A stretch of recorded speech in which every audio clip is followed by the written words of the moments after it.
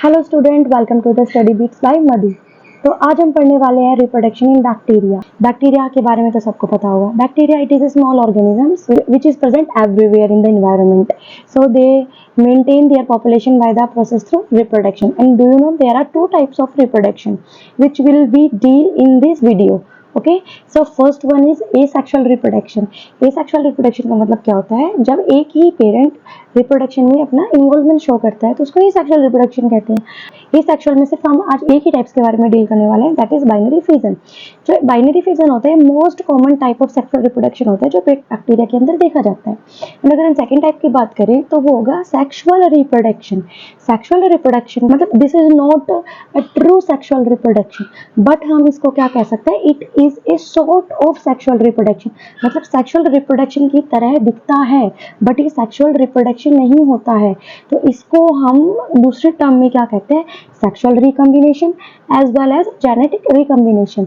तो इसमें भी हम तीन टाइप देखेंगे, that is transformation, conjugation and transduction. So अब हम स्टार्ट करते हैं अपनी पहले टाइप से, that is binary fission. Binary fission का मतलब क्या होता है? बाइनरी मतलब टू, फिजन मतलब स्प्लिटिंग। जब एक बैक्टीरियल सेल जब टू इक्वली सेल्स में डिवाइड हो जाती है, मीन स्प्लिट हो जाती है, तो उसी को क्या कहते हैं? बाइनरी फिजन कहते हैं। देखो, a single bacterial cell divide into two and वही टू आगे जाके किसमें डिवाइड करेगी? 4 में, then 8, then 16 and so on. और इसी तरीके से रिप्रोडक्शन करते रहते हैं। इंट्रोडक्शन में बता दिया था कि जो बाइनरी फिजन है most common type of reproduction है। It is occur in a favourable condition. Okay, it completes in 3 steps. Suppose this is a bacterial cell, इसके अंदर क्या प्रेजेंट है? सेल वॉल प्रेजेंट है as well as cell membrane present है। इसका जो genetic material होता है उसको हम क्या कहते हैं? न्यूक्लियोइड कहते हैं। न्यूक्लियोइड होता है पहले अपने डीएनए का वो क्या करेगा? रेप्लिकेशन करेगा, फर्स्ट है। एंड देन बस जैसे ही वो डीएनए रेप्लिकेट हो जाएगा, सेल वॉल है अंदर की तरह ग्रो होने लगेगी। एंड जैसे ही वो ग्रो हो जाएगी आपस में मिक्स होके क्या बना लेगी? डिवाइड होके टू बैक्टीरियल सेल बना लेगी इक्वली। हमें क्या मिल जाएगी? Then two total cell. इसका एग्जांपल की बात करें तो क्या होता है? इकोलाई। ठीक है ना, जो एक इकोलाई होती है वो 20 मिनट्स में बाइनरी फिजन शो करती है। हमने एक नाम बहुत ज्यादा सुना होगा, एंडोस्पोर। अब कई लोग इसको रिप्रोडक्शन में भी काउंट करते हैं, but no, this is not a method of reproduction. Endospore में क्या होता है? बैक्टीरिया है, उसको अगर फेवरेबल कंडीशन मिल जाती है तो वो बाइनरी फ्यूजन से रिप्रोड्यूस कर जाता है। लेकिन अगर वो अनफेवरेबल कंडीशन में है तो क्या होगा? वो बैक्टीरिया डिवाइड नहीं करेगा। वो डिवाइड ना करके एक स्टेज होती है, वो पैरिनेशन स्टेज में चला जाता है और अपने चारों तरफ क्या बना लेता है? एक पैरिनेटिंग स्ट्रक्चर। एंड उसी पैरिनेटिंग स्ट्रक्चर में क्या कहते हैं? एंडोस्पोर। ये एंडोस्पोर एग्जैक्टली होता क्या? It is dominating stage. Dominating stage मतलब जैसे हमने प्लांट्स में पढ़ा होगा, जो सीड्स होते हैं वो डोरमेंट कंडीशन में चल जाते हैं, मतलब इनएक्टिव स्टेट में चल जाते हैं to avoid the unfavourable condition आते हैं। उसी तरीके से जो बैक्टीरिया है वो अनफेवरेबल कंडीशन को अवॉइड करने के लिए एंडोस्पोर कंडीशन में चला जाता है। जो बैक्टीरिया होता है अपने चारों तरफ कुछ मल्टी लेयर तो कवरिंग बना लेता है। जो कवरिंग होती है जो क्या होती है? हाईली रेजिस्टेंट होती है, प्रोटेक्टिव स्ट्रक्चर होता है एंड बैक्टीरिया को अनफेवरेबल कंडीशन में प्रोटेक्ट करके रखते हैं। जनरली बात करें तो एंडोस्पोर का स्ट्रक्चर कुछ इस तरीके से दिखाई देता है। देखो, एक्सोस्पोरियम बाहर वाला, फिर उसके अंदर वाली एक्सोस्पोर एंड उसके अंदर वाली कोट है, कोट एंड उससे भी अंदर कोर्टेक्स एंड देन कोर।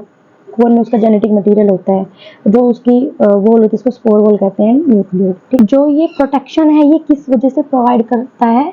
देखो, जो एंडोस्पोर की वॉल है दैट इज कोर्टेक्स, वो किससे मिलके बनी होती है? कैल्शियम डाई पिक्लोनिक एसिड से मिलके बनी होती है, which is highly resistant and endobacteria होती है उसको प्रोटेक्ट करके रखते हैं। जो एंडोस्पोर होता है वो पास्चुराइजेशन प्रोसेस से किल नहीं हो सकता। पास्चुराइजेशन का मतलब होता है जिसको हम 70 या 80 डिग्री सेल्सियस पे उसको हीट करेंगे तो वो किल नहीं होगा। उसके लिए दूसरा मेथड होता है दैट इज ऑटोक्लेव। ऑटोक्लेव मतलब 120 डिग्री सेल्सियस जब टेम्परेचर को हीट करेंगे देन उस एंडोस्पोर को हम किल कर सकते हैं, अदरवाइज हम उसको किल नहीं कर सकते। ओके, अभी मैंने बताया कि एंडोस्पोर है ये सेक्सुअल मेथड में काउंट नहीं होता है, तो उसको हम एक तरीके से और समझ सकते हैं, दैट इज बैक्टीरिया। एक बैक्टीरिया है, उसको अनफेवरेबल कंडीशन मिली तो उसने एक ही एंडोस्पोर बनाया, लेकिन जैसे ही उसको फेवरेबल कंडीशन मिली तो वही एंडोस्पोर था वो कन्वर्ट होके एक ही बैक्टीरिया में चेंज हो गया। नेक्स्ट, इसको हमने सेक्सुअल रिप्रोडक्शन कहा था। देखो, हम इसको ट्रू रिप्रोडक्शन नहीं कह सकते और इसको हम इसलिए क्या कहते हैं? Sexual recombination as well as genetic recombination. And इसको सेक्सुअल रिप्रोडक्शन हम क्यों नहीं कहते हैं? Because of absence of meiosis. ना तो इसमें मियोसिस होती है, ना ही इसमें सिंगैमी होती है, ना ही इसमें क्रॉसिंग ओवर होती है एंड ना ही इसमें अल्टरनेशन और जनरेशन होता है। इसमें जस्ट जो जेनेटिक मटेरियल है उसका एक्सचेंज होता है, तो इसीलिए हम इसको सेक्सुअल रिप्रोडक्शन ना कह के इसको सॉर्ट ऑफ सेक्सुअल रिप्रोडक्शन कहते हैं, मतलब सेक्सुअल रिप्रोडक्शन की तरह दिखने वाला प्रोसेस। तो इसमें 3 टाइप होते हैं, एक होता है transformation, transduction and conjunction. Next अब देखते हैं हम transformation. It is just a transfer of gene from one bacteria to the another bacteria through a environment. मतलब इसमें जो बैक्टीरिया होते हैं वो डायरेक्ट कांटेक्ट में नहीं आते हैं अपना डीएनए एक्सचेंज करने के लिए। इसमें क्या करते हैं, एक बैक्टीरिया होता है, उसकी समहाउ डेथ हो गया फिर कुछ भी हो गया, तो वो जो अपना जेनेटिक मटेरियल है, डीएनए फ्रेगमेंट है, वो एनवायरनमेंट में छोड़ देता है। एंड जब उसी एनवायरनमेंट के कांटेक्ट में जब कोई दूसरा बैक्टीरिया आता है तो उस डीएनए को या फिर उस जेनेटिक मटेरियल को वो क्या करता है, अब्जॉर्ब कर लेता है और अपने अंदर ले लेता है। और इसी तरीके से हम कह सकते हैं एक बैक्टीरिया का जो डीएनए था वो एनवायरनमेंट के थ्रू दूसरे बैक्टीरिया ने ले लिया। तो इसमें इस ट्रांसफॉर्मेशन को सबसे पहले रिपोर्ट किया गया था ग्रिफिथ ने इन 1928। इसके अंदर देखा था स्ट्रेप्टोकोकस न्यूमोनिया। जो ग्रिफिथ ही ऐसे साइंटिस्ट थे जिसने इसको एक्सपेरिमेंटली प्रूव किया था। तो उन्होंने न्यूमोनिया के 2 स्ट्रेन देखे थे, एक तो था स्मूथ स्ट्रेन एंड दूसरा था rough strain. Streptococcus pneumonia bacteria है, उसकी जो सेल वॉल के अराउंड उसको एक एक्स्ट्रा मेम्ब्रेन मिली थी जिसको बोला ग्लाइकोकैलिक्स लेयर, ठीक है ना। एंड जो ग्लाइकोकैलिक्स लेयर थी पैथोजेनिक थी नेचर में, मतलब वायरुलेंट थी, जो इन्फेक्शन कोज कर रही थी। एंड दूसरा स्ट्रेन उसने देखा था रफ स्ट्रेन, इसमें सिर्फ और सिर्फ क्या प्रेजेंट था, सेल वॉल प्रेजेंट थी, और इसको हम कह सकते हैं non pathogenic as well as non virulent.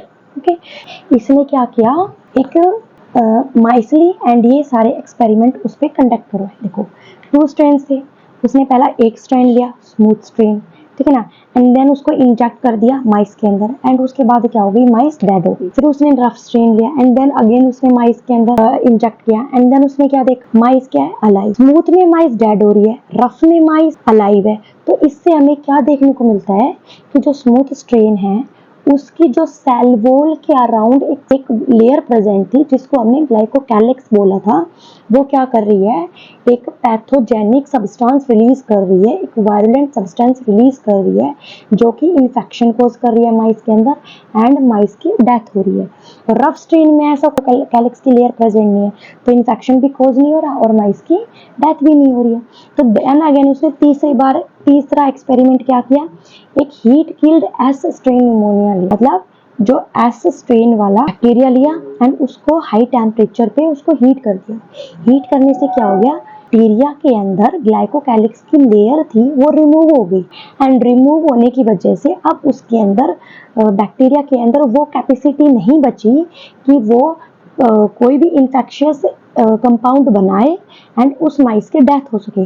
तो इसलिए जो माइस थी वो अलाइव रह गई। देन एक 4th एक्सपेरिमेंट करवाया गया जिसमें उसने हीट किल्ड एस स्ट्रेन लिया एंड उसी के साथ उसने लाइव आर स्ट्रेन ले लिया, तो उसको इंजेक्ट किया जब माइस के अंदर, तो माइस डेड हो गई। तो ये कैसे पॉसिबल हो गया, देखो heat killed S strain bacteria था, उसको हीट कर दिया, मतलब किल करके उसको मार दिया, एंड जैसे ही उसका मार दिया तो उसका डीएनए कंटेंट था वो बाहर आ गया, एंड वो सॉल्यूशन में आने के बाद उसको किसने एब्जॉर्ब कर लिया, आर स्ट्रेन ने। एंड आर स्ट्रेन का के अंदर वो जेनेटिक मटेरियल आने के बाद इस आर स्ट्रेन बैक्टीरिया के अंदर कैपेसिटी आ गई कि वो अपने अराउंड एक ग्लाइकोकैलिक्स लेयर बना सके, एंड वो लेयर जब बनने लगी तो सेम इन्फेक्शियस कंपाउंड बनने लग गया, एंड वो बनते ही माइस डेड हो गई, और वो क्या शो करता है, पैथोजेनिक नेचर, ठीक है ना। तो इस पूरे एक्सपेरिमेंट से हमने क्या कंक्लूड किया, कौन सा रिप्रोडक्शन का प्रोसेस फॉलो कर रहा है, ट्रांसफॉर्मेशन। मतलब जब एक बैक्टीरिया की डेथ हो गई तो जैसे ही उसका जेनेटिक मटेरियल इन्वायरमेंट में आया तो लाइव आर स्ट्रेन बैक्टीरिया ने उस जेनेटिक मटेरियल को अपने अंदर अब्जॉर्ब कर लिया एंड अपने अंदर ऐसी कैपेसिटी जनरेट कर ली कि वो एक ग्लाइकोकैलिक्स को की लेयर को जनरेट करने लगा एंड पैथोजेनिक सब्सटेंस को बनाने लगा। Okay, let's move to our second type, that is transduction. Transduction में क्या देखा जाता है, एक बैक्टीरिया दूसरे बैक्टीरिया के अंदर अपना जेनेटिक मटेरियल ट्रांसफर करता है but not with direct contact, वो डायरेक्ट कॉन्टैक्ट में नहीं आ रहा, वो किसी थर्ड की हेल्प से आ रहा है, ठीक है ना। थर्ड वन क्या है इसमें, bacteriophage. Bacteriophage that means A virus, एक वायरस बैक्टीरिया को इन्फेक्ट करता है उसको क्या कहते हैं, बैक्टीरियोफेज।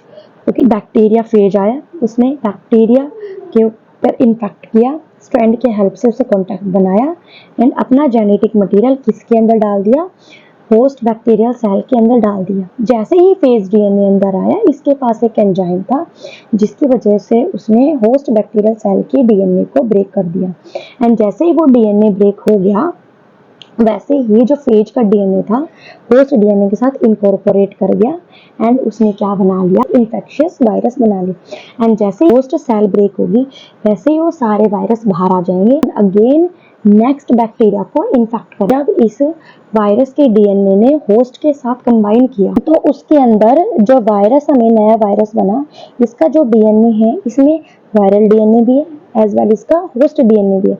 जब इसने अपना डीएनए नेक्स्ट बैक्टीरियल सेल में इंसर्ट करेगा, तो हमें क्या देखने को मिलता है, वायरल डीएनए के साथ साथ होस्ट डीएनए भी ट्रांसफर हो रहा है। This is A type of transduction, मतलब एक वायरस है जो बैक्टीरिया के डीएनए को ट्रांसफर करता है। ये फर्स्ट टाइम इसको किसने परफॉर्म किया था, जिंडर एंड लिडरबर्ग ने। किसके ऊपर एक्सपेरिमेंट किया था, साल्मोनेला टाइफी। थर्ड हमारा है कंजुगेशन। इसमें भी जेनेटिक मटेरियल का ट्रांसफर होगा बट बाय डायरेक्ट कांटेक्ट। इसमें जो 2 बैक्टीरिया हैं जिसके अंदर हमें जेनेटिक मटेरियल का ट्रांसफर करना है, वो क्या करेंगे, डायरेक्ट कांटेक्ट में आ जाएंगे।